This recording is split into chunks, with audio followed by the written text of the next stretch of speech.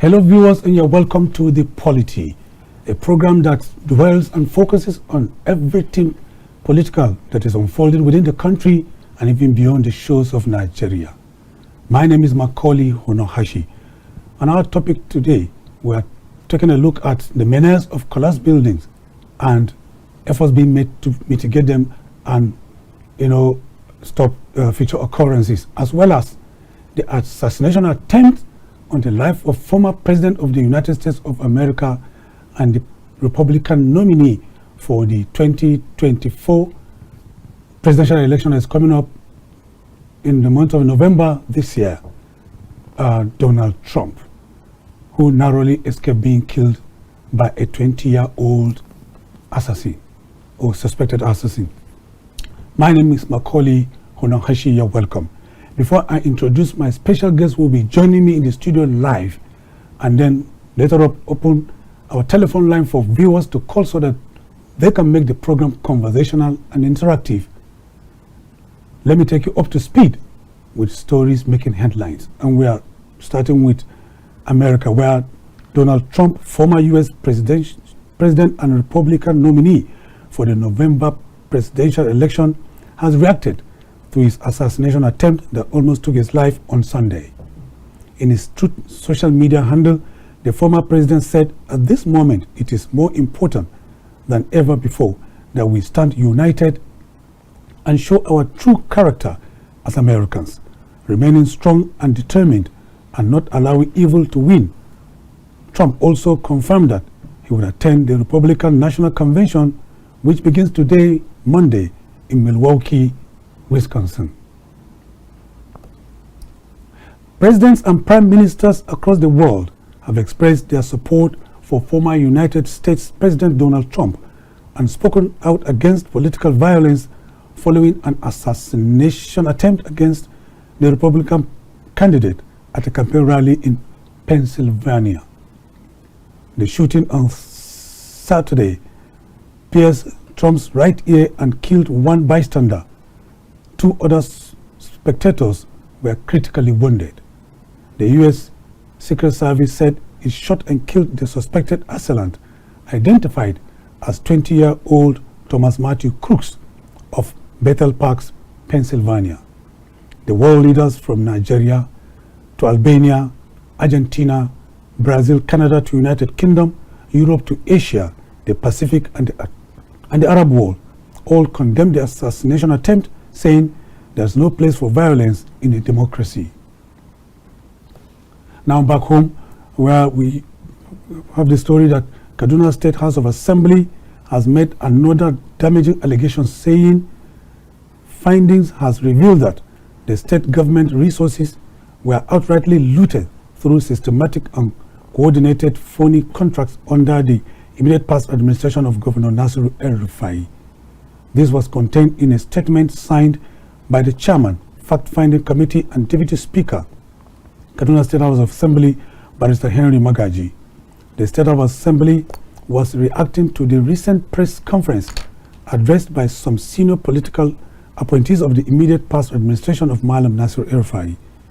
According to the statement issued penultimate Wednesday, El-Rufai's appointees failed to address the main issue, which is the systematic and coordinated cornering of the resources of Kaduna State through phony contracts and outright looting.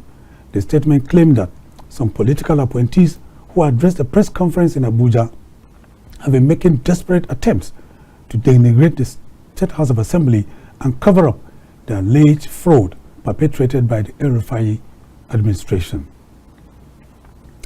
And now the Defense Headquarters has issued a security alert, urging Nigerians to be vigilant due to intelligence reports indicating that terrorist groups including Boko Haram and ISWAP are planning attacks on critical infrastructure. The DHQ spokesperson, Major General Edward Buba, stated at a media briefing that security of power grids, communication networks, and other essential infrastructure has been heightened. Now, away from security issues, Zamfara State has emerged as the top-performing northern state and second in the whole of Nigeria in the National Examination Council, NECO, entrance examination for gifted students.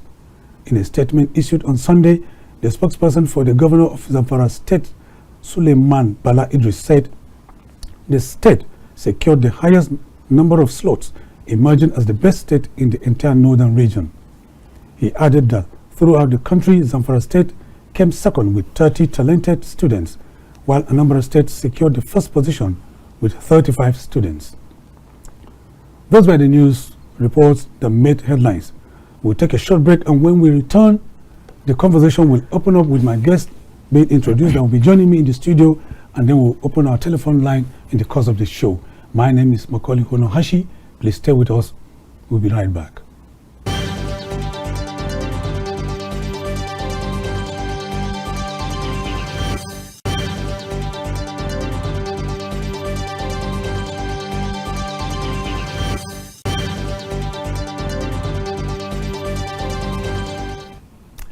Yeah, welcome back.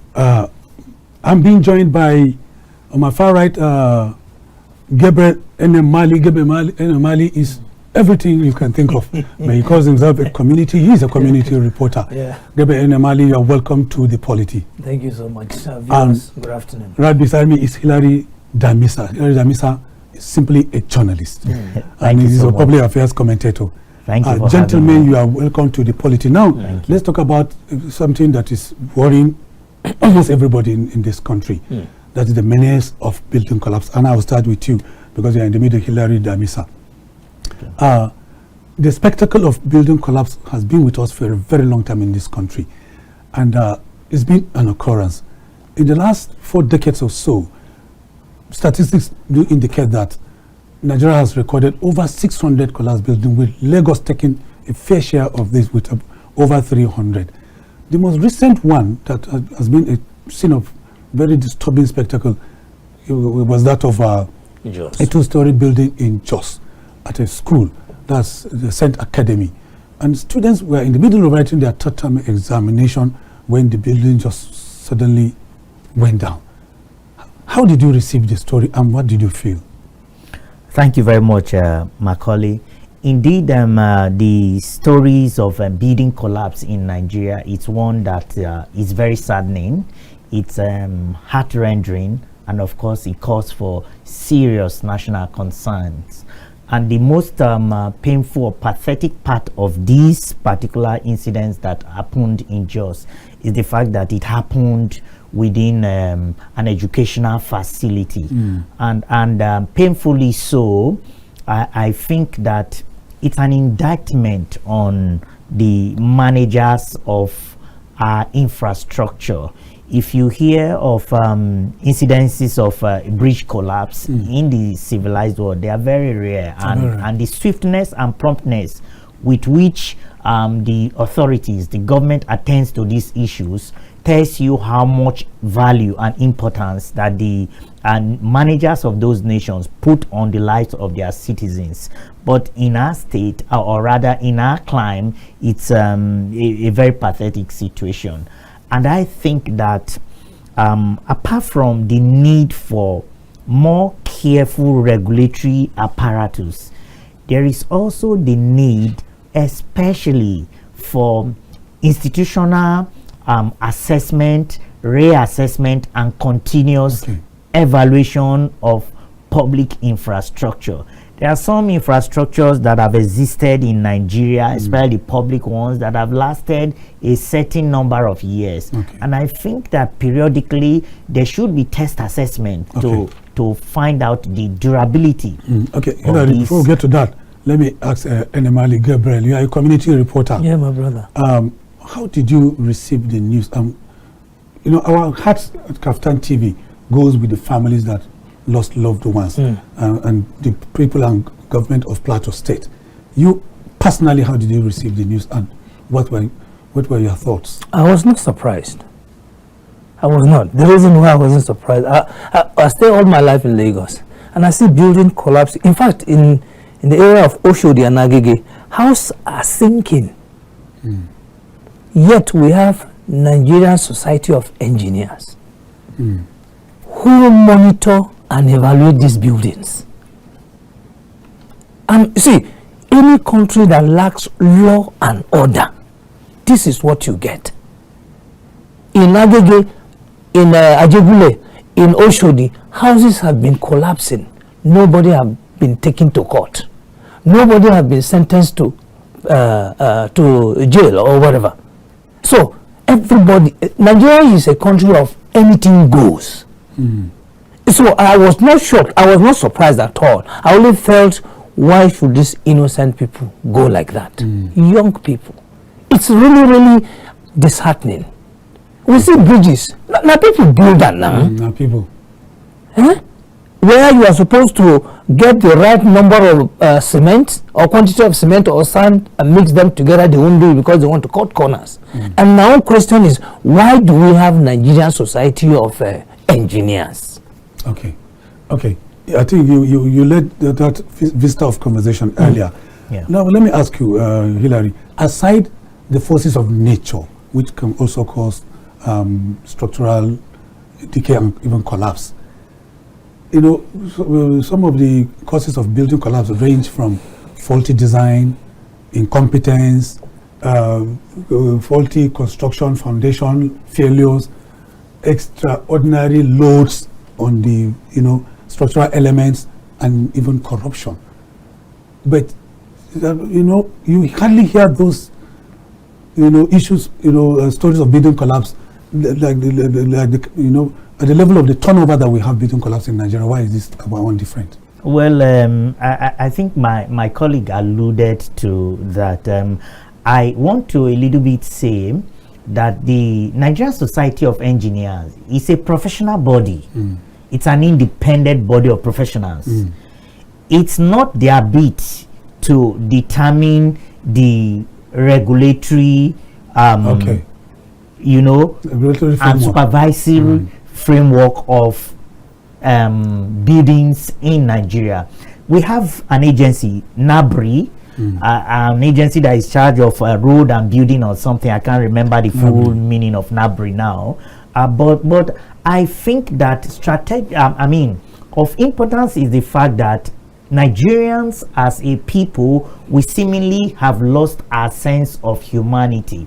You mentioned natural disasters. Natural disasters are beyond human ability. Hurricane in this place or that place, tsunami in one end or the other, earthquake, or these are human masterminded hurricane or human masterminded earthquake. The issue is this: who is supposed to have monitored the adequate process to ensure that this building met the required standard? And one painful aspect of it is that while we were in primary schools and secondary schools, of course public schools, we were in buildings where you had massive expanse of land to play football, and then you have massive expanse of land for your agricultural practical. But these days, within a kitchenette, you have a secondary school, you have a nursery, you have a primary, and you have a different kinds of appellations given to them. And you are wondering, is this a school where co-curricular activities will combine with academic exercises? And those who manage our educational sector, are less interested in whether the standards are met, provided they are able to beat or short circuit the process of registration, accreditation, and all of that, and then things change hand and nobody cares. It's saddening to the point that a family was said to have lost 4 children, after which the mother and the father both collapsed at different instances, and they passed on, reportedly so in the media. Can you compensate for this magnitude of human calamity? No, is it avoidable? Yes. It is avoidable. Well, viewers, you can call. Our producer is going to display the telephone number on the screen so that you can call and participate to make the program more conversational. It is your show. And let me tell you, let me ask you. Yes. He did say that you cannot compensate for death, but absolutely, in addition to those 4 that a family lost, 22, deaths were recorded. Yes. In addition to 154 fatalities. How does that make, people feel, parents feel? Whether we like it or not, I keep saying it. Any country that lacks law and order and people are not punished for whatever they do. The reason why I mentioned Nigerian Society of Engineers, the man who monitors or who supervises the building is a certified Nigerian Society engineer. So he should be held responsible, right? Or just like you have the doctors and lawyers, if you misbehave, they withdraw your license. Are they doing so? Again, has the law caught up with anybody who has done all of this? The answer is no. Is there proper environmental impact assessment? Yeah, I like that. Okay. Let's take this first caller. Hello, good afternoon. This is the POLITY. Afternoon, your name please and where you're calling from and make your contribution. Calling from your name, sir? Sally, okay, go ahead with your comment. No, we lost the caller. Go ahead. All right. So, is there any environmental impact assessment on that environment certified by Ministry of Environment before they even started the building? Okay. These are all checks and balances that need to take place before you even start building. But in all of this thing, you see, they don't happen. I'll give you an example. There is a hotel in my state. They call it Confluence Hotel, Confluence Beach Hotel. When the former governor, late now, Prince Abubakar Audu, wanted to build it, he just came in because he likes razzmatazz, and then he built it so much. But there was no environmental impact assessment carried. And when 2012 flood hit, the whole hotel went down. The whole hotel. I was there, we were chased out by reptiles. Now, when the people from the Ministry of Environment came there, they said the number one thing that they didn't do was environmental impact assessment. I said, where are these things? Do you understand? Now, the engineers that build it, again, you see, we in Nigeria, one very, very fundamental or one favor that God has done for us, all this natural disaster, we don't have it. Every disaster you see in Nigeria is man-made. Every disaster. Anyone you see is man-made. None, because of negligence. Because people don't do their work as it is supposed to be done. Because we do not have government who care for our people. Just if you just want to build a house, you see people, they will come out and tell you the town planner. They just come out and put red this thing and say stop. If you go and pay, they say continue. So what have you done? Do you understand? So all of these people that are supposed to monitor and protect and prevent, why are they not working? Is it that, see, by the time you get down to the root of the whole matter, you find out that everybody is a culprit. So the parents losing 22 people, sir, is disheartening when we are not fighting war. Eh?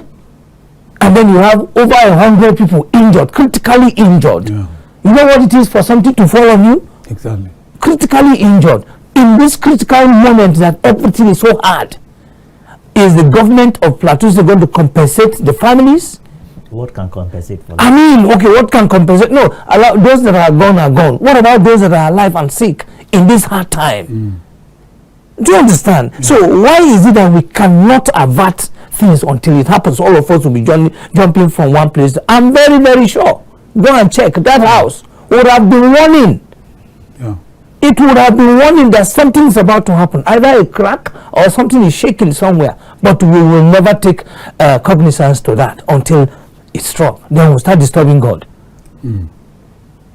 So I feel pity. I feel pain for those departed souls. You know, beyond the closure of the school, which was announced by the state government, I've not had anything that is punitive, particularly against the people talked about the demographics, like Society of Engineers, the architect that built the place, the school authority, or even the landlord, whatever you name it. Well, the state government did say in a joint statement by the state government and the National Emergency Management Authority, the Director General, they came out to say that the site has been, apart from the school being closed down, the site has been condoned off so that they can do some impact assessment and integrity test on some of the samples of the iron and the sand, rubbles and materials they would obtain for some laboratory verification, but we can't preempt what the outcome of those findings may be. However, though we may talk of the law and order as very important, but I think that as Nigerians, we are human beings, and predominantly we are Muslims, we are Christians, we are tribal worshippers, and all of these religious beliefs and inclinations are built around the human conscience, and where humanity and the values of existence have been lost, it's difficult for us to be human in nature. So I think that we need to do some soul searching, some self-assessment, so that we can subject and submit to what the authority prescribes, and then we can keep laws and order. But first we must do some soul searching. We must ask ourselves, should you put a building that is meant to be designed with 40 bags of cement, should you design it with 4 bags? That takes some human consciousness. And then we can then look at regulatory frameworks to ensure that corporates are brought to book, no matter whose horse is God, and then people can be prosecuted and the law will take its course. There was a reported building collapse yesterday at Oshogbo. Even in Kubwa, in Abuja, and in Lagos. We have not had anything, concrete. So any solid pronouncement from government. That of Oshogbo, Governor Adeleke only warned against construction without approval. What do you think? What that implies to me, you see, when things happen, medicine after governments are always quick to either come out with statements, but I bet you that those statements don't have substance that goes beyond that incident. If you ask a week after or a month after, you may not find anything. Like he referenced, the building may just be marked X, work stops, and then if you go the other way to settle, you come back the next week and the building is high up in the sky. So I think that beyond statements, let the people see with conviction that that big man, that small man who has fallen short of meeting the prescribed or recommended standard for certain thing, the law has taken its course. Okay. And then people will take. If you remember 2001, there was a bomb blast in Lagos. Yes. In fact, the current president was governor then. Okay. Right? The Ikeja bomb blast. Ikeja I was at Ojota. I just left work. I was at Ojota when it started. The people that died did not die because of the bomb, but they died in the course of running into canals. The one at Maryland and the one at Ejigbo Canal. That's how they died. Now, these bombs has been kept unmaintained, and they kept warning something is going to happen. Something is going. They did nothing until it happened. This is a kind of government. Nobody heeded to the warning. Nothing.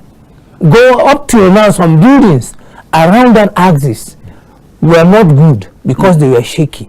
And up till now, government has done nothing. People are still government has done something. They erected some cenotaph on the Okeafa Canal in memory of those who lost their lives. Thank you very much. That was where it ended. What about the building around Ikeja cantonment? They have not collapsed. They are not collapsed. And so you don't think government should do a due diligence integrity test on these buildings? Up till now, go there, including the barrack itself. It's shaking. Yes. I climbed to second floor. I said, Kai, I hope, because the ones that are closer to the bomb site, they are all shaking. It's a systemic issue of some sort, and I come down again to our Nigerianness as a people. You see, leadership is more of a sacrificial undertaking, much more than is beneficial. And I think when, as leaders, those who run the affairs of the nation decides to be selfless in duly serving, it's the same narrative of saying minimum wage and political appointees and so. Thank you very much. Do you know that in the military, during the military era, people conduct themselves well than in the civilian era? Yes. In fact, in the military era, anything you are doing, the way they will monitor, even you will monitor yourself. Yes. But how come when they told us that the worst civilian government is better off the best military government? That's how it suits the politicians. I beg your pardon. Not necessarily in terms of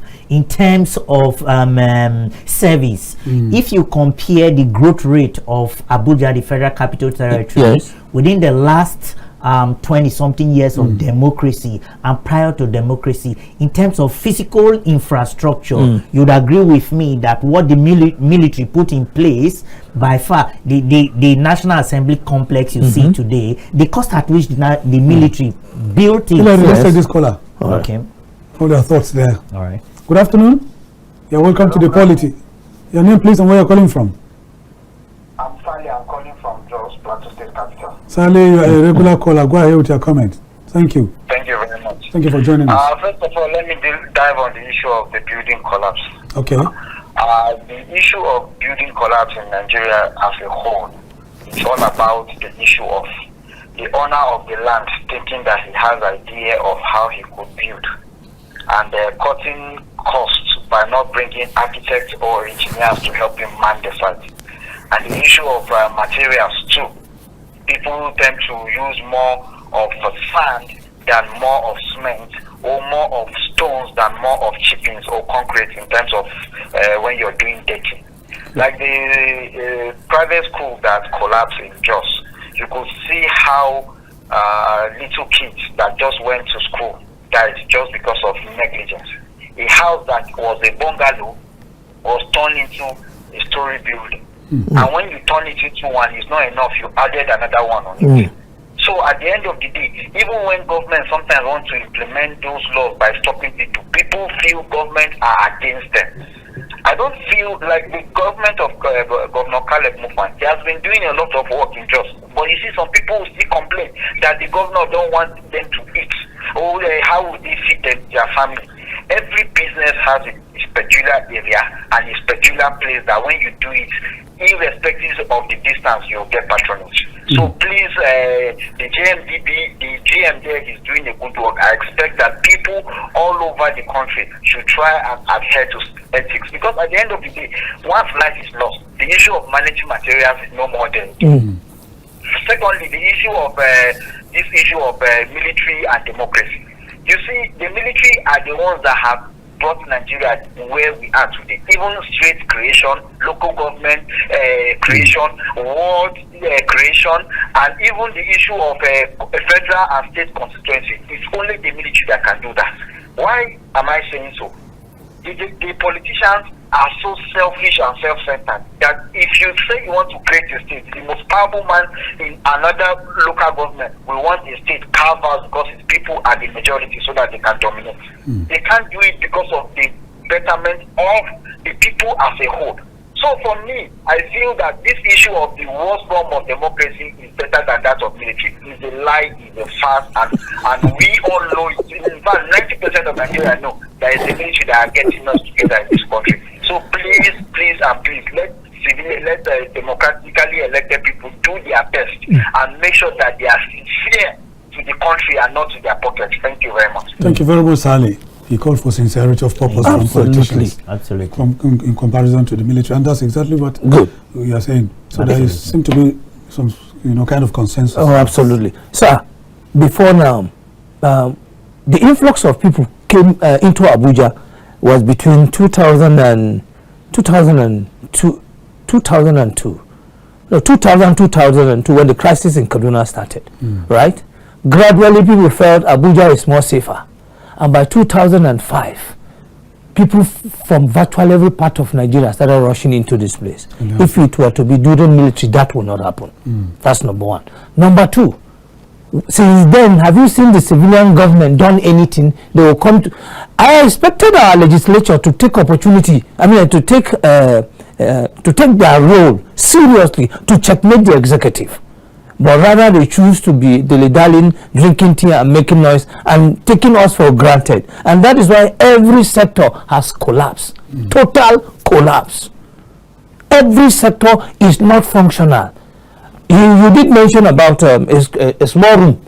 They will convert it, partition it into 6 or 7. They'll tell you nursery 1, creche 1, kindergarten 1, and all of that, all in the name of looking for money, yet we have Ministry of Education. Exactly. Sir, I'm a community reporter. Primary school, public primary school, in fact, let me not go far. On your streets, please help me count, just scan through your head. Count how many public schools are on your street and how many private schools are on your street. That's right, that's right. The ratio is so mind-blowing. the policymaker deliberately kill the public school so that they can. That's why you see every president, every governor, every minister has a private university. Run by their wives also. Run by their wives or their brothers and so on and so forth. Now leaving the poor man, he can't afford anything called education anymore. And yet they said education is light. The light is dead. Education is power. The power is weak. I don't understand. Now, let me see on you. Okay. Hilary did mention about the need for us to do some soul searching. And I know you concur with him 100%. Sir. From where will it begin? Sir, my name is Enemali. I am a Nigerian. My grandfather is Yunusa, a Muslim. My father is, I don't know, a Christian. Sir, our problem is still the law. People are people. Everybody is selfish to himself. The only thing that can guide us and streamline us on the right path is the law. Sir, I notice that Nigerians are good law. I mean, they abide to law. The moment you punish 1, 2, 3, everybody go back well. This has nothing to do whether you're a Muslim or a Christian. Nobody wants to be disgraced. So because our laws are not... once upon a time, I think it was Dino Melaye when he was in the house. He said from today, we should stop carrying, taking oath with Quran and Bible. But everybody should come with his own deity. If na Shongo, if na Cutlass, if na Iron, if na Thunder, come and take. They started, no. Oh, now they fear death. Do you understand? So this has nothing to do whether you're a Christian or you're a Muslim. The thing is the law. See, the Shongo and Kuru is because of the way they punish you instantly. That's why everybody is scared. No, he talked about Hilary. He talked about using so searching. See, in as much as I'm going to cut corner and make money, and nobody will disturb me, sir. Let me continue. Nobody will want to in this critical time say you can't do social searching. How? He won't do it because he needs money. You're being realistic. That is the truth, and the reason is to the core. Sir, you tell all of us go and check the people that occupy positions today that are taking decisions today are either Christians or Muslim. Yet things are bad. When you talk about lack of penalty or absence of it, three things came to my mind. Good.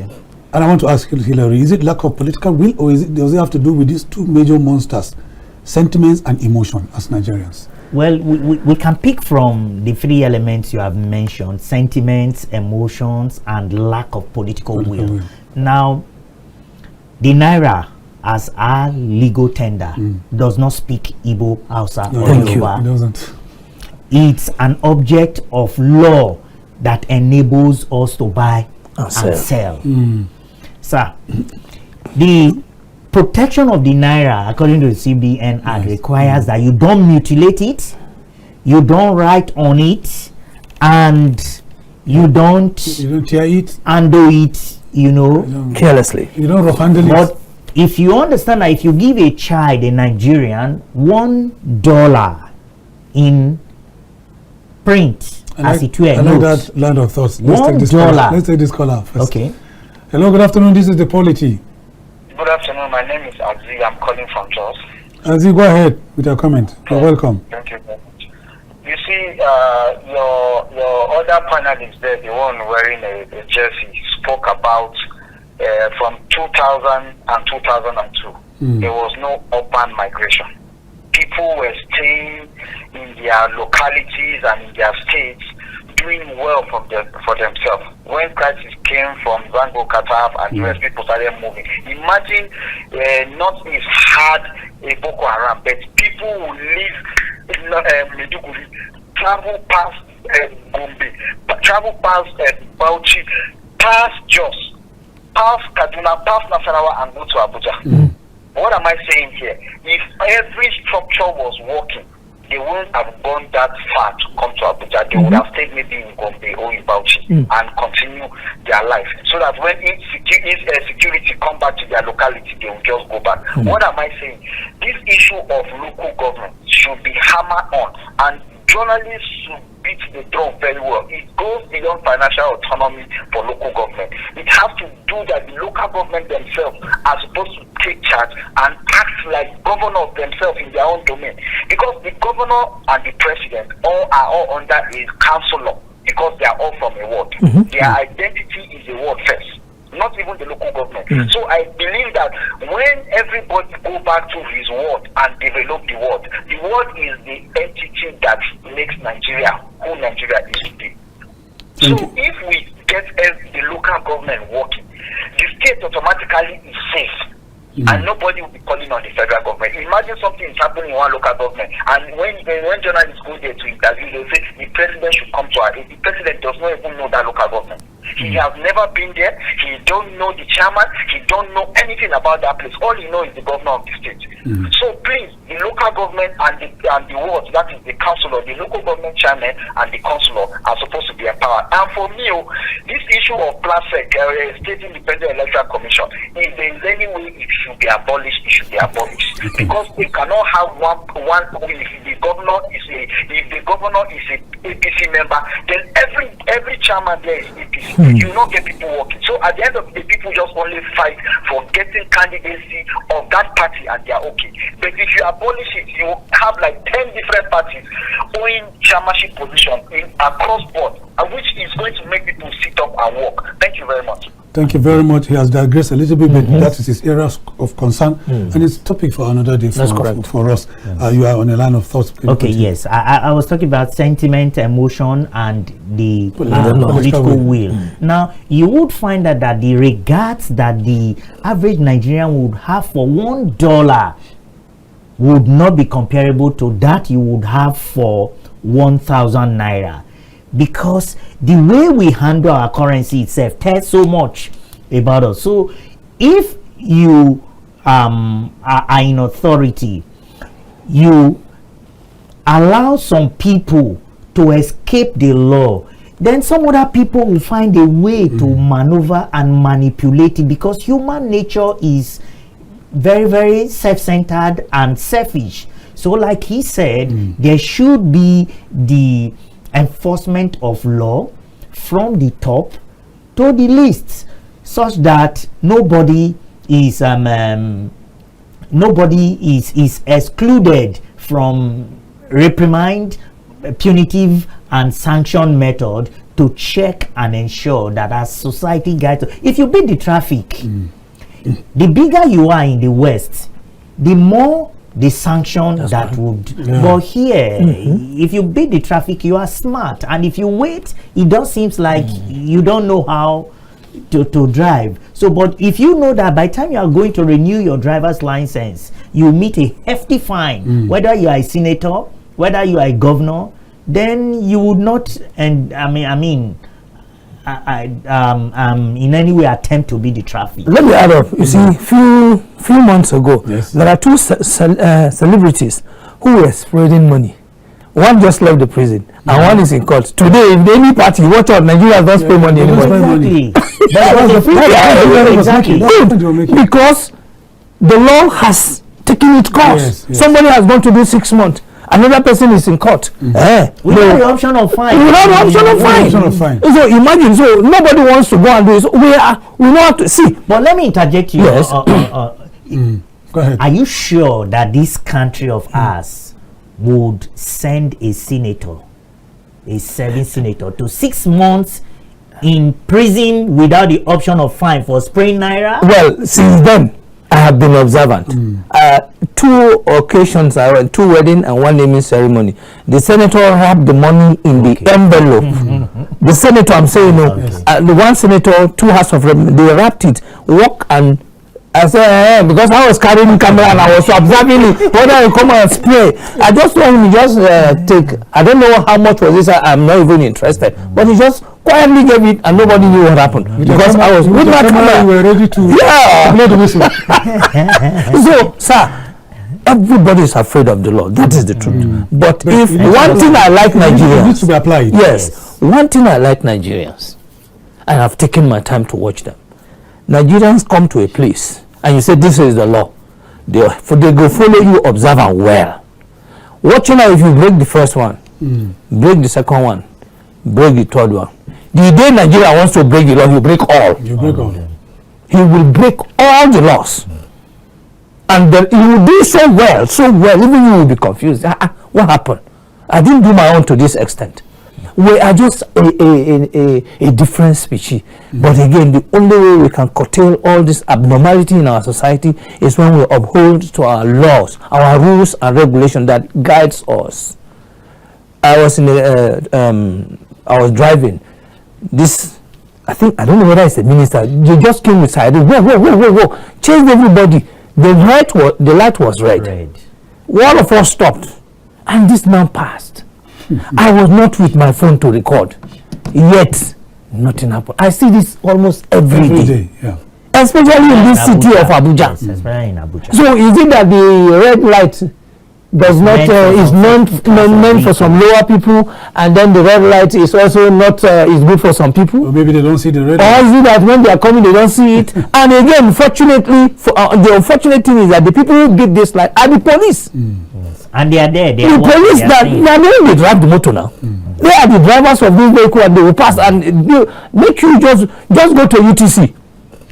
Sorry, Yes. again, my interjection. My principal, he referenced an issue. He was driving, and then he was following a uniform official in Lagos, and then the uniform official beat, I think, a certain traffic. Okay. So he pretended to be on the convoy, and then the police flagged him down, and then he said, "I am going with them." They said, "No, we didn't see them. You are the one." They didn't see them. That's what they told him. So they chose not to see them. Yeah, they decided to turn a blind eye. So if we keep law and order from top to the bottom, Nigeria will work. We will learn how to stay in queues. Thank you very much. That is why in other clients where Nigerians visit, we learn to keep to the queue. But let me ask you, do we need to be forced to obey the law? That's why we're here. Every state, every nation enforce the law. That is what it is called, enforcement of the law. Human beings may not be there physically. Yesterday, the finals of the Copa America was played. Yes. In the US. There was a chaotic scenario. The match was delayed for about 80 minutes thereabout because the ticketing were done very loosely. South Americans, and soccer hooliganism and all of that. But do you know what? Everything was if it were in Nigeria, there will be stampede, and by today you would hear that people, because in any society where you allow loose holes, people will naturally exploit them. But can you force the change of core values or ethical values? Can you force core values? We have a key. You are the one that talked about soul searching. Yes. That's why it's in relation to that I'm asking this question. I think so. First, as human beings, you know that you owe yourself a sense of responsibility, and then the society an extension. And so you don't want to jump from the balcony of the 5th floor, because you know that if you incur some human damages on yourself, it will have collateral effect on people who are dependent on you. So that guides you as an entity. And then we have our spirituality, whether you say we are Christians or we are Muslims or we are traditional worshippers, and these are supposed to also guide our values. Then you now talk of the nation as an entity. You talk about the educational institution, you talk about the religious institution. So in doing soul searching, it is more of personal orientation. And look, the reason I will not throw a sachet of pure water on the expressway is not because the police is watching me. It's because as an individual, something tells me it's not right. And so if I don't do it, the little boy at the back of the car imbibes the same culture, and then we carry this to the larger society. And I think that as individuals, we need to start from ourselves, those sets of orientation and obligations to yourself and then extend it to the society. In fact, sir, let me add up. I bought my first car. I came home with it. I expected my father. He was at the balcony just watching. I expected him to be happy. Yeah. He was not. He was just looking at me. So I just came out. I wanted to shout, "Why is everybody looking dull like this? What is it?" You know, come here. How much is your salary that I bought a car? Okay. Exactly. The first thing he You asked need me, to find out. how much is your salary? Yeah. I said, no. And I brought all the documents. It's a sponsored program. Look at it, look at it. This is how I got it. He said, okay, enter, I will pray for you. Okay. Another one, I was in primary school. The guy I sit on the same chair with in Kaduna, and he left his pencil on the desk. And he left, so I took it and put it in my bag. Every day we come back from school, my father would search our bags. So this fateful day, the pencil was there. I didn't even know, I just came back. The next thing, he took a torch. Here's the mark. I was confused. They rushed me to NDA and fixed it. My mother now came and said, so when did you become a thief? I said, Over a pencil. Over a pencil. She didn't even tell me why. I was confused. I said, me, thief? I didn't steal anything now. She now said, who owns the pencil? I said, Mama, she do now, they tell us, say, if we see person thief, look, we keep him now. It is my seatmate that left his pencil, so that I will give him tomorrow. I didn't steal. My mother started crying. And they went back again. You know, a man and soldier, they always want to carry face, like say, that, see, to me, up to today, it teaches me a lesson. Teaches you a lesson. What is not good is not good. And that, again, I took to my children. And it has guided me. So, can we, when you talk about values, the church is no longer preaching values. All they are preaching money, money, money, money, money, money. No more values. Before, once upon a time in this country, if you buy 2 cars, they want to ask you, how did you get the money? In this country. But today you come and see 10, 20 cars. Let me ask Hilary this question. He's, you know, he built on what you talked about with regards to soul searching and ethical values that I asked. Now, there is a catchphrase in Nigeria that has become, you know, a military parlance or security parlance that has become like a platitude, and it is, when you see something, say something. Yes. Can that be applied when you talk about the collapse of buildings? Can that be applied, you know, when Nigerians see aging buildings or buildings that are falling short of integrity tests? Where would they report? If you ask them to see something and say something, where would they go? Okay, the truth of the matter is that life has been made a little bit simple or simpler with the advent of the social media. Everyone is a journalist, or should I say a reporter? A reporter on Citizen the go, a reporter. citizen journalist, and all of that. So you could put it on the available social media space, and you never know how that particular content will drive, and it would continue to generate followership, conversations, and perhaps the relevant authorities would act. So that is the first step of responsibility. I think that everyone who sees something like he sees maybe a senator beating the red light, or so he manages to catch a glimpse of a clip of it and then puts it out. He was late in grabbing his camera. But sometimes, God help you if they catch you and you are unfortunate to be on the other side of it. But then it's nice that you put it out there on the social media. And then these days there are also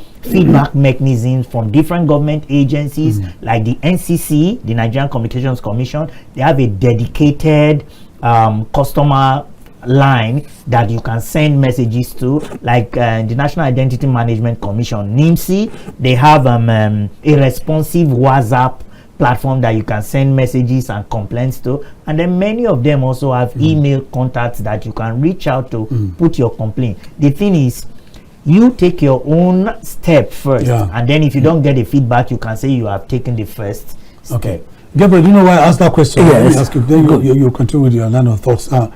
If you go around Abuja and then you take a look at the first generation buildings in Abuja, if you know Abuja very well, the first generation buildings are 2-story, 3-story, 4-story buildings where civil servants are, and they've been sold to civil servants on the offer of first refusal. Some of them are very, very old, particularly if you go behind the buildings where you have pipings. The pipings are old, and those buildings it's just disaster waiting to happen. I have seen them. I'm not creating this story. Why are people still living in them? What would you say? They are living in them again. Still boils down. We have Abuja Environmental Development Board or something. That is their duty to check all of these things. Exactly. They are not working. Number two, just like you said, we have not created that impact of if you see something, say something very much. But before I come to that, people themselves should take ownership. You see, I remember one of these guys who wants to build his house, and then he wants to uproot a tree. They told him per tree then is 25,000 naira, and he was removing 2. So they asked him, it's either you pay 50,000, and then go and pay to, plant another 3s in another location. And he paid. Now, until we decided, this kind of a house should be marked. Environmental protection board should just wake up and start marking them one after the other. You say everybody will wake up and fix it. If you see something, say something. I'm a community reporter. My first challenge was the day I did a report on primary school.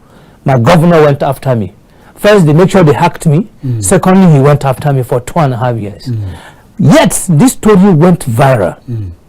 Today, in that community, they have a brand new school built by Sustainable Development Goal, SDG. You become their hero. Thank you very much. Number 2, that same community have borehole. Number 3, the government of Kogi State now woke up because United Nations had come into this. They had no option but to leave me. They had to come and reticulate the water and then build a clinic for them, and then also bring about solar street light in that same community, and it's endless. So at the end of my community report is, if you see something, say something. It's working. To an extent, it's working for me. I can imagine if we are more than 50 doing the same thing. Do you understand? I can imagine Kaftan having 774 community reporters, volunteer community reporters from the 774 local government. Each one of them is reporting what you see. In fact, don't look for Prince English, just see them as a day. Talk up, there is no water, there is no this there. And then, see, that one is even bigger and better than protest, because you are already embarrassing the government. Yes. So the government will have no choice but to wake up and do it. And that's why I like SDG goal number 17 that talks about partnership. Partnership, yeah. In this community I just mentioned, the army was contributing, the state was contributing, individuals were contributing, like that in so many areas. And so, sir, to get this thing, to get government working is very easy. That is why trying to bring down the social media, in fact, you create more problem for yourself. That is the truth. And until we wake up, say something, recruit people, tell everybody, open the portal, say, throw away something. And you see the kind of, at the moment they come, people will start sharing it. Okay, we have a caller. Good. Perhaps he's sharing your views. Good afternoon. Good afternoon. You're welcome, sir. Your name and where you're calling from? My name is Adesina Akapo. Okay, from where? From Abuja.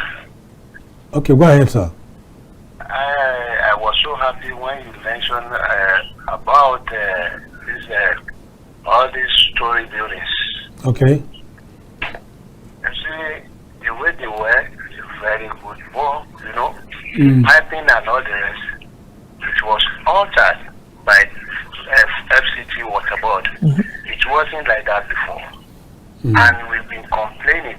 Even if you go around some 5, you will see what the boxes that they constructed without even coming back to fix what they're supposed to fix there. Okay. Please, we've been telling them how many times that we've been reading. We have been writing about it over times, but they are not used to our call. I don't know what is really happening. That's just it. Thank you for mentioning all these things. Thank you, Adesina, for your call. Thank you for your contribution. So, you see, go to zone 5 where he mentioned just now. Go to Maitama.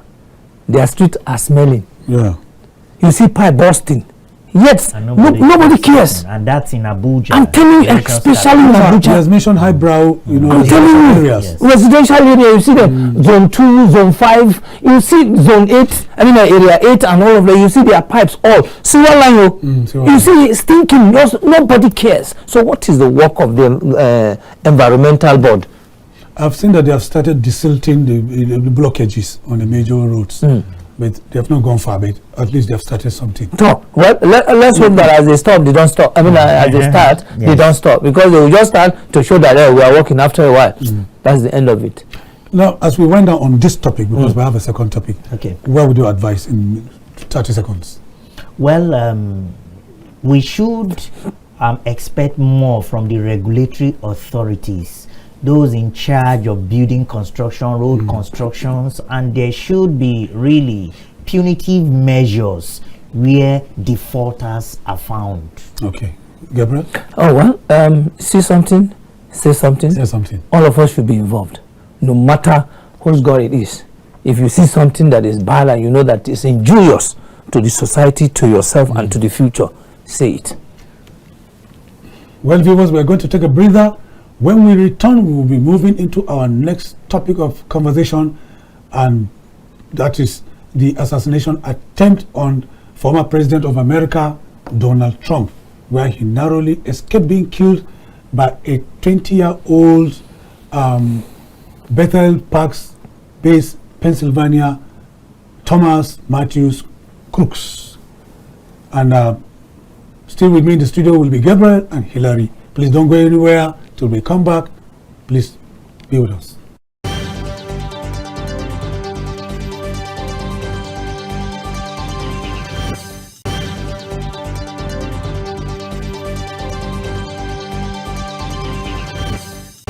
In a world where information is vital to every individual, a platform where technology is a medium to pass information, you can always catch up on all information written in the newspapers, even without having one.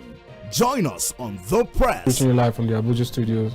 On The Punch for this morning. The Blueprint newspaper, Nigerian Tribune this morning. As we give you information and opinions about current events and topical issues on politics, business, sports, entertainment, weather forecast, and lots more in the local city, across all states, and across all countries. Showing daily on Star Times, Channel 124, 9 a.m. West African time, only on Kaftan TV. Stay connected with us. That he said it is a reason why I will not do it. I pursue the federal government to pay us our damages. YouTube, Kaftan TV. A very tricky one, and then the bottom line is this. See something that said, take a look at what happened.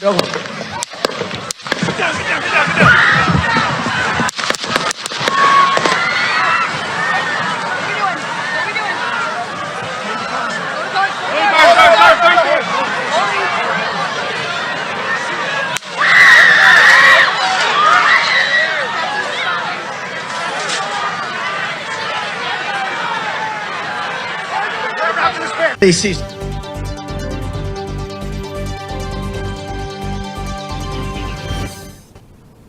You're welcome back. If you are just joining us, this is the POLITY. My name is still Maucauley, Hunohashi. It has not changed. And with me in the studios are Hilary Damissah and Gabriel Enemali. Thank you. Gentlemen, thanks for remaining with me in the studios. And our topic of discussion is the assassination attempt on the former President Donald Trump of the United States of America, where he narrowly escaped being killed.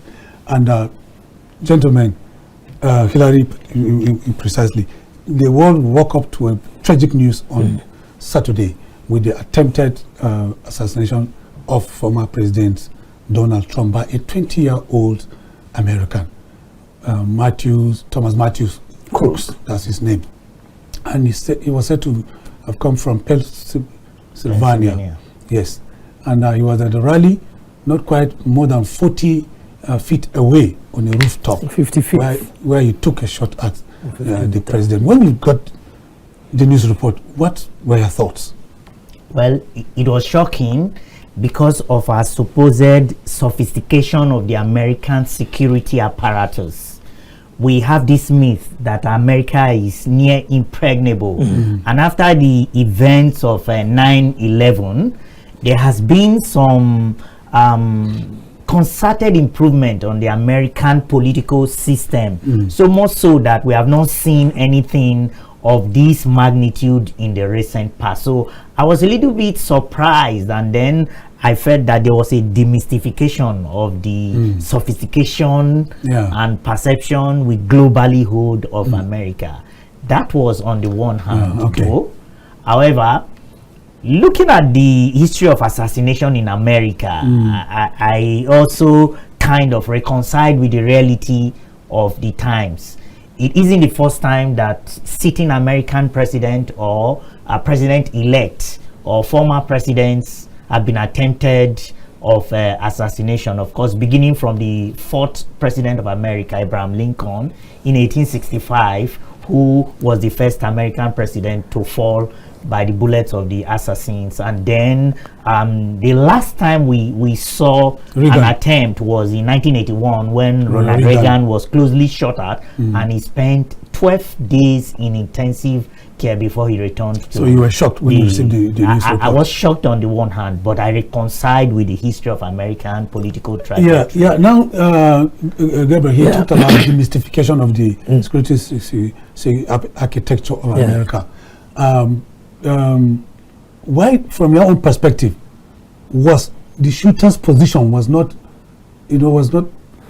considered in the perimeter of the Secret Service? In fact, every is more than when I was reading their perimeter, is about 1,000 meter away from anything that is going to happen. But I was shocked that it's 50 meter away to where this former president was standing. Now the question is, well, I try to be a bit human. The security too are human beings. Absolutely. Right? Now, and Donald Trump with a mouth, I knew something will happen to him. I'm telling you, to be frank to you. But that's how he is. Yes, that is the man got mouth. So you will want to create, see, more commodities from our road. So they could go and create unnecessary, not necessary, just to make sure that he's off the way. So I wasn't really shocked, because from there I said, this man want to talk like this. Some people are not happy with you. Some people are not happy. So when I had 50 meter, this is too close. And then, because they are human, I tried to, this is politics. And because no environment is perfect, such is always expected. But they have managed it for a long period of time, because after 1981, I don't think we have seen anything like that. They've tried. However, probably they will reject, moving forward, they will reject their plan of parameter. That takes me to the next question to Hilary. The shooting, happened within seconds, and that's in spite of 4, anti-terrorist sniper teams. Yes. 2 from the county sheriff, and then 2 were said to have come from the Secret Service. Yet that 20-year-old chap almost killed the former American president. Do you see any failure in terms of, the plan, security plan, so to speak?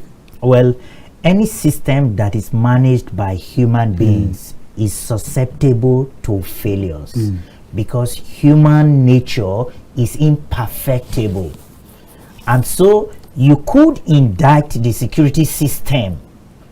However, like he noted, they are still human beings. I wouldn't say it was a complete failure on their part, but perhaps maybe a little oversight here or there could give room for such instances.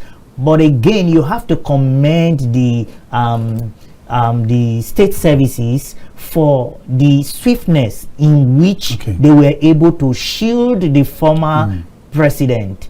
You would but appreciate their response in the manner in which they took cover immediately around the president. The president went down, and they formed like an umbrella around him. I think in a way some measure of professionalism. I'm not a security expert, but at least give it to them, no matter how Gabriel, much. in addition to what Hilary said, he talked about swiftness, you know, and the motive for the shooting remains sketchy. It's not yet, you know, known. Yes. But the Secret Service came out with information concerning the suspected shooter, his age, his name, where in fact it was even discovered that he had explosives in his car, you know, and he took the gun from his father, and he even donated $50 to Democratic Political Action Committee. That is the Democratic Party. And he was a registered Democratic Party, and he was a registered Republican. Now, you see, came out with this let me tell you, there are two scenarios here, which I don't want to. Even the security, not all of them, some of them could be culprit, because in the normal American search that I know, before such event will happen, they will really comb the place very well. Now, if it's a Democrat, like I said, somebody is angry with this guy, remove him. It shouldn't be. Now, who can we use? Small boy, 20 years. Only God knows how much they paid him. And then they gave him money, gave him gun. And of course, in this angle, can you stay there? They can discuss with security operatives around that area. And of course, these two can also be bought. Like I said, they are human. And anything is possible. And until they finish all this investigation, you won't know from which angle. We're always speculating. And until all of the investigation is done, there's nothing anybody can do for now. But Donald Trump himself has come out. The world has called him, including our own president, you know, to condole with him. And he has said that, look, he is happy, he's back, and he will be back. And I think there's a program today, there's a convention today, and he said he's going to be there. So it means that it's all about the state and the people. And if you remember, the moment he raised his hand, all of them started shouting. It became iconic. Let me, before we get to that, let me ask Hilary. Many people believe that Americans are living in a world of in an era of political violence, and the country is awash with millions of guns in wrong hands because of lack of it, or some lackadaisical attitude in gun control.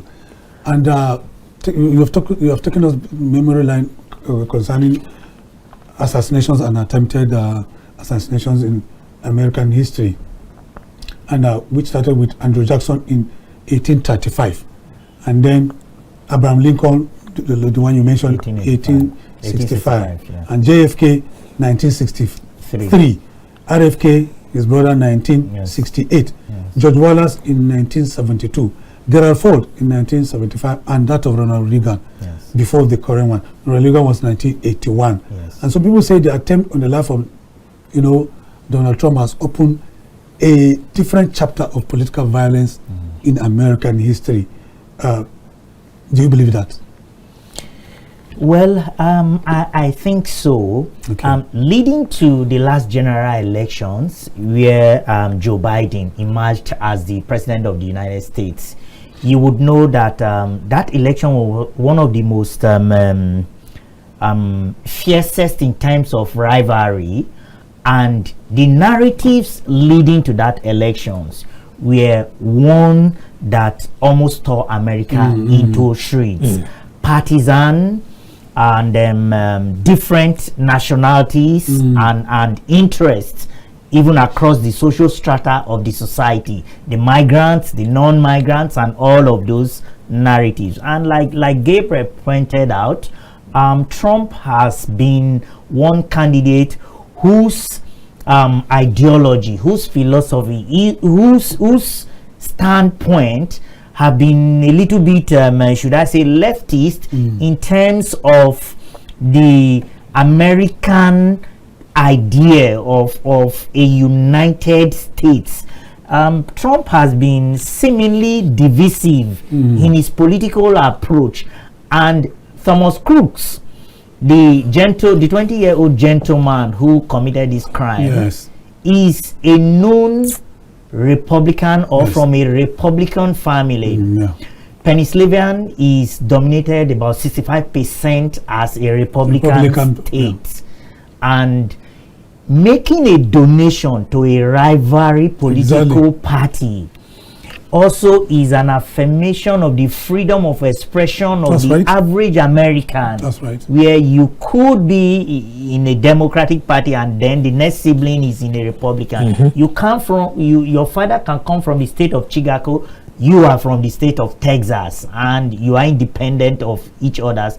So I think that perhaps this young man may have reasoned differently. Even if I am from a Republican state, I am a Republican Party affiliate, but the values and the philosophy of divisive politics of a disunited America may not have sat well with the gentleman. I am not endorsing any form of crime or any form of unlawful act, but you know, these things, like we say, is the media feeds you with so much of information that you either act on or you react, and you never know what may have prompted this young man to react against whatever political ideology.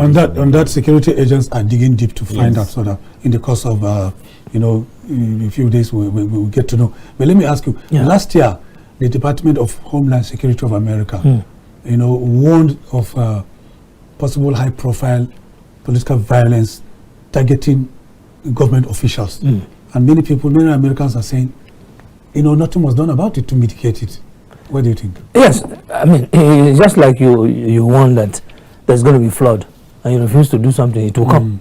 Now they already know from during Barack Obama, you see people going to school with guns, shooting children anyhow, and all of that. Now, having put all of these scenes together, they realize, look, in the coming days, we are forecasting that this can happen.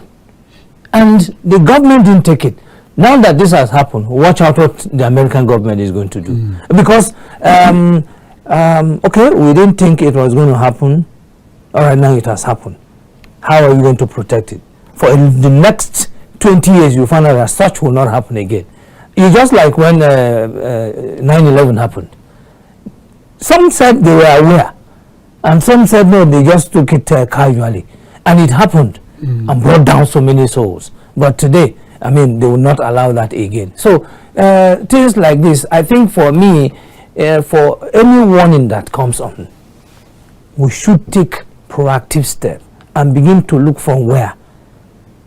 If I were an American agent, I would tell them, this man mouth will put him inside trouble, so please watch out. Anything can happen from every corner. Because the way he talks, he is this kind of a fighter that will want to defeat you even before you get into the ring. And that's how he behaves. So, and then his mouth too much. He will use your own hand, take and slap you. And I don't know. Hilary, let me ask Hilary this question. Talking about mouth, alluding to the way Trump talks. Trump is a very combustible person, and many people believe that there is something troubling the American soul, particularly with the apocalyptic language deployed by politicians. Let me quote just two of them. In the wake of the assassination attempt, the first one is by Tim Scott, who tweeted that, let's be clear, this was an assassination attempt aided by the radical left and corporate media's incessant calling Trump a threat to democracy. And now the second one came from J.D. Vance, who tweeted that today is not just an isolated case. The central premise of the Biden campaign is that former President Donald Trump is an authoritarian fascist who must be stopped at all costs. They made this, tweet seconds after the assassination attempt. Do you think this kind of apocalyptic comments, to put it that way, is good for the American political structure going into the elections in November? Well, I think heated political narratives are never good for any climate anywhere in the world. The tendency is that they will breed hatred, they will breed distrust, they will breed criminality. Now, the American state has been on the edge for a while, and it's been under some cosmetic coloration of some sort, and now people are probably looking for avenues to express that tense atmosphere.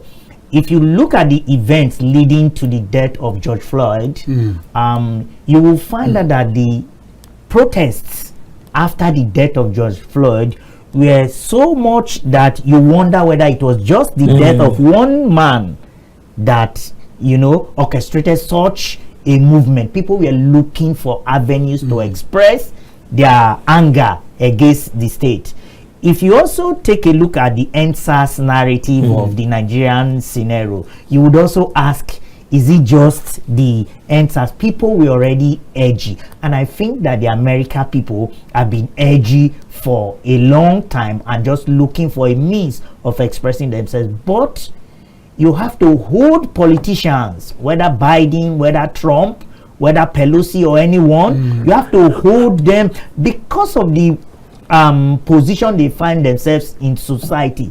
Even if you come to Nigeria now, our religious leaders too, there is something that a religious leader will say, even if it is not right, because of that exalted position they occupy, they will sway some certain people to believe it is the fact or the real thing of the matter. So I think the political class, whether in America or anywhere in the world, should be cautious and deliberately so to refrain from statements, pronouncements, campaigns that can promote divisiveness, that can promote hatred, and that can project destructive tendencies. So I'm not putting the buck on Biden or at Trump as individuals, but the statements they make, their followership may not be able to distill it to the nitty-gritty of these individuals, and they could be interpreted very wrongly. So there's need for caution.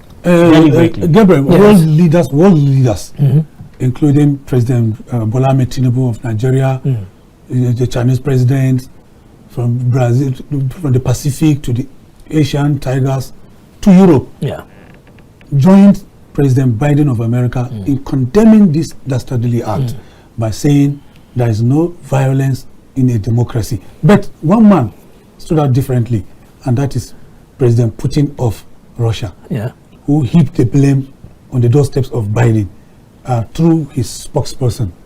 Were you expecting anything different from? Yeah, of course, definitely. Maybe I don't know. Maybe this is who I am, because I don't like where it's a bandwagon thing. Somebody should break the whole thing. And so when he did that, I like it. Again, why are they crying, all of them? The moment that happened, I can tell you most of these presidents will be taken off. The moment they allow this to happen, is their own selfish goal they are trying to protect. No, we shouldn't allow this to go. We must condemn it at all costs. And that is why I like Putin. Putin came out to say, look, you should stop all of this. This is politics. I remember, I would love you to land, right? I'd actually love that you landed, but what is bad?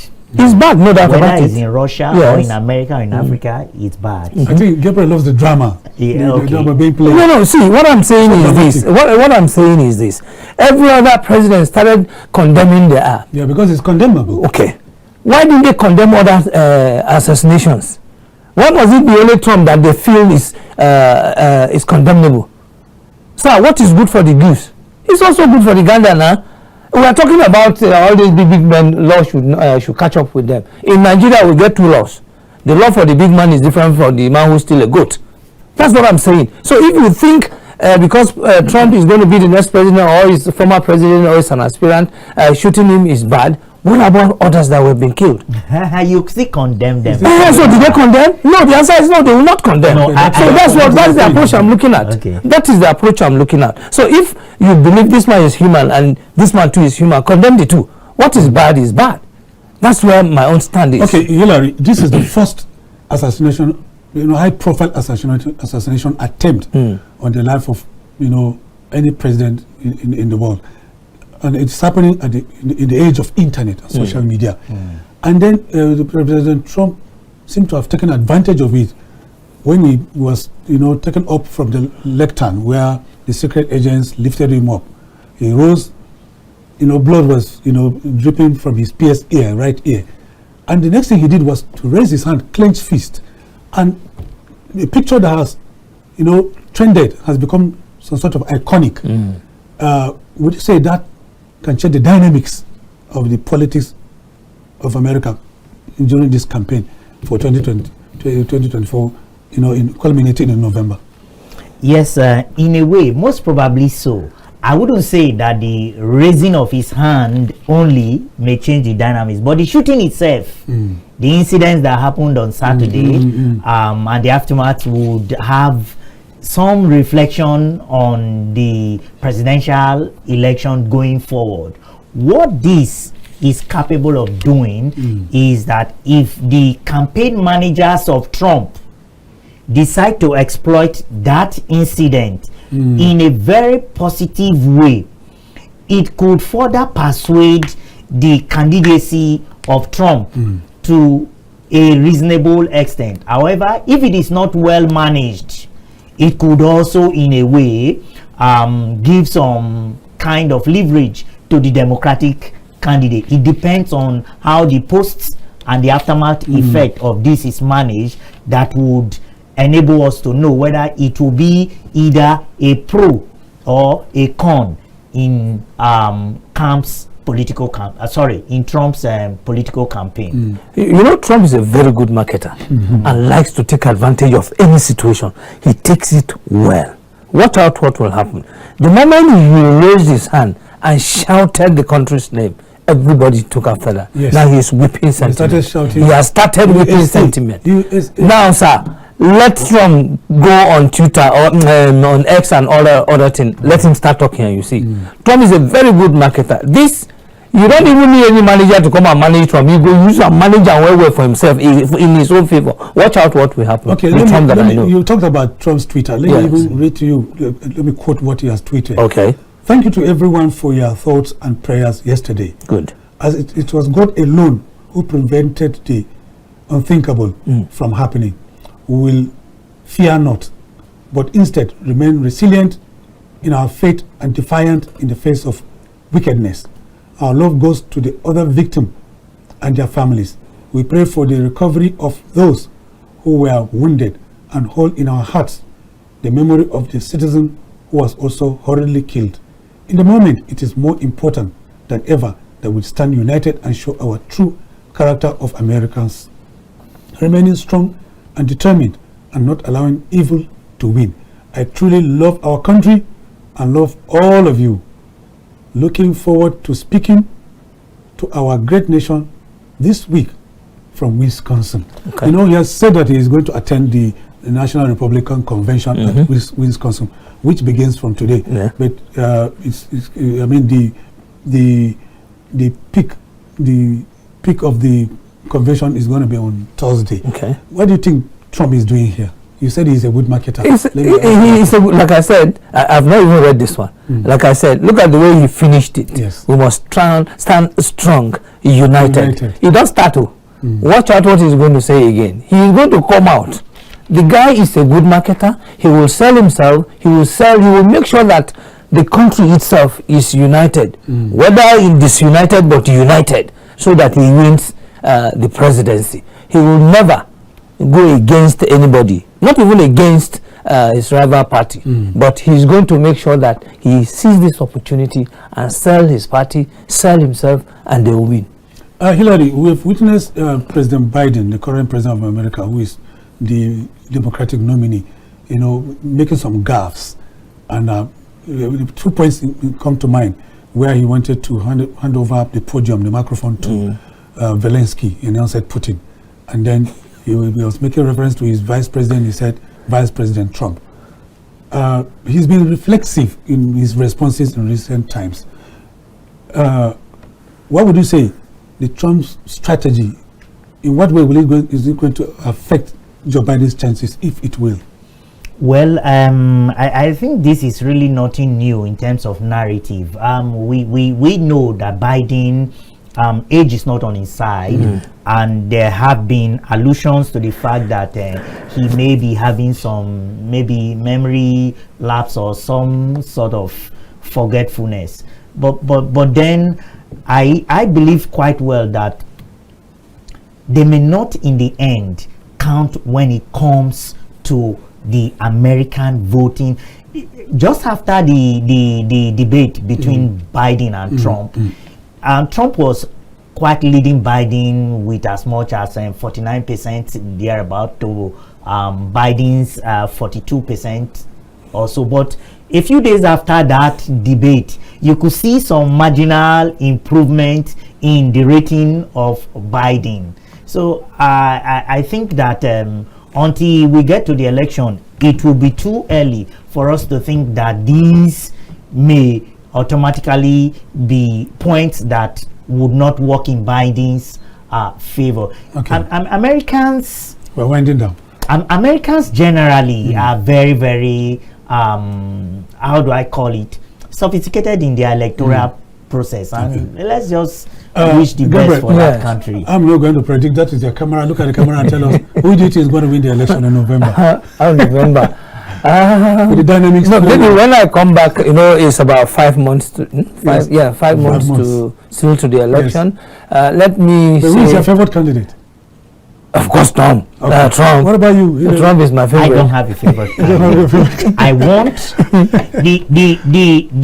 the world would benefit immensely if America is a settled state. Okay. And just like it is in ECOWAS, if Nigeria is on fire, 15 West African countries cannot absorb the fire that will come from Nigeria. That's very correct. If America is on fire, Africa is on fire. Whether it's Biden or Trump, let us wish the United States of America the best of the 2024 general election, and let there be peace in America and peace in the rest of the world. Okay, and on that note, I want to thank Gabriel Enemali most profoundly for finding time to come to the POLITY. Thank you it's so been much. worthwhile, discussing with you. Thank you. Thank you so much for coming.